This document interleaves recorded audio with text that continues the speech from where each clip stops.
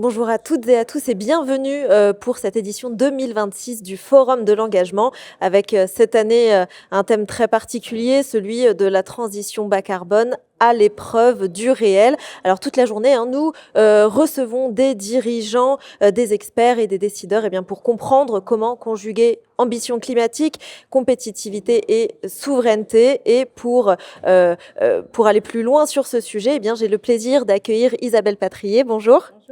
Isabelle Patrier, vous êtes directrice France de Total Énergie. Merci beaucoup d'être avec nous aujourd'hui. Alors Isabelle, depuis quelques années, les entreprises, on le sait, naviguent entre crise géopolitique, les tensions sur les approvisionnements, entre impératifs climatiques aussi, et on le voit particulièrement en ce moment. Selon vous, comment on fait marcher aujourd'hui ensemble sécurité énergétique et transition bas carbone ? Alors, pour allier les deux, d'abord, pour assurer la sécurité énergétique, on a eu un exemple récent, c'est la fermeture du détroit d'Ormuz. Je pense que ce que chaque entreprise doit avoir en tête, c'est diversifier ses sources d'approvisionnement de façon à ne pas être dépendant d'une seule zone géographique et donc d'un conflit dans une séquence depuis quelques années qui enchaîne quand même les problèmes géopolitiques. Donc, par exemple, nous, on approvisionne en gaz la France. On a des productions dans 11 pays sur la planète. Ça nous a permis de faire un backup quand il a fallu remplacer le gaz par tuyau de la Russie. On s'est reporté sur le Qatar, les États-Unis en particulier. Là, détroit d'Ormuz, on n'a plus le Qatar. Donc, ça nous a permis, encore une fois, d'assurer la sécurité énergétique de notre pays, des pays qui sont nos clients, que ce soit en Europe ou en Asie d'ailleurs. Il y a une petite musique qui persiste et qui dit qu'il faudrait choisir entre souveraineté économique, compétitivité et décarbonation. Selon vous, est-ce que c'est vrai ou est-ce qu'on peut avancer sur ces trois fronts en même temps ? Dans le secteur de l'énergie en particulier, si vous n'avez pas suffisamment en volume d'énergie, l'ajustement, il se fait par le prix. Donc, pour assurer la sécurité, je l'ai dit tout à l'heure, il faut diversifier. Pour assurer un prix et une compétitivité, il faut continuer de produire pour répondre à une demande. Ce n'est pas la restriction d'offres, et on l'a vu avec ces deux derniers chocs d'offres, l'Ukraine et puis l'Iran, qui changent la donne. Le choc d'offres, il impacte le prix.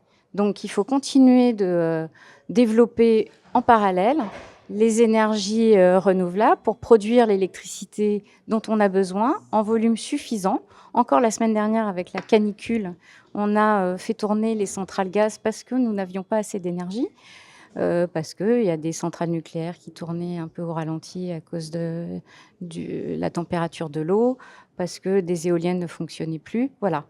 Donc, tout est réconciliable à condition qu'on ait une trajectoire claire, qu'on continue de diversifier, qu'on continue d'avoir le volume pour pouvoir avoir effectivement le bon équilibre entre l'offre et la demande et la décarbonation.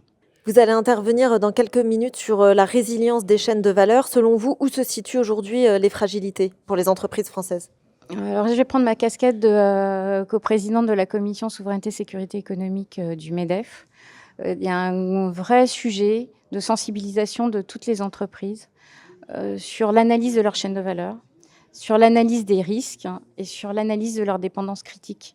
Si on ne fait pas cette analyse-là, le jour où on a un seul fournisseur, alors qu'on a une production avec une usine en France, et qu'il est coincé avec ses produits, ses cellules derrière le détroit d'Ormuz, en fait, vous arrêtez votre production et là, vous mettez en cause votre sécurité économique et la continuité de votre activité potentiellement.